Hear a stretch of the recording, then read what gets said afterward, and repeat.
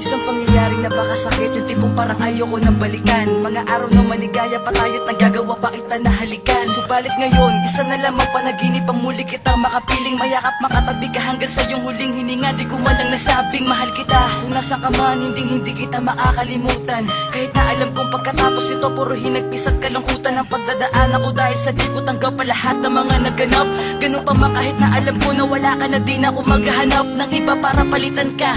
Sana naririnig mo o ngayon, baunin mo ang awitin na ito at masasayang sandali natin noon. Alam ko na darating ang panahon na tayong dalawi muli magkakasama. At sa pagkakataong gan wag ka nang umalis at wag mo na akong iwan sana. Para di ko na muli maranasan pa ang mapait na nagdaang kahapon. Kahit na ilang taong pa lumipas, hindi ko magagawa na itapon ang pinagsamahan natin. Kahit na panandalian lang ang tinagal, sana sa mga oras na ito ramdam mo pa rin ang aking pagmamahal. Paalam ka na, ay hinahanap ka.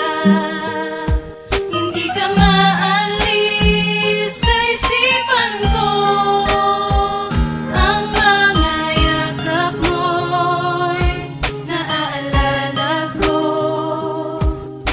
Wala na ang iniibig ko.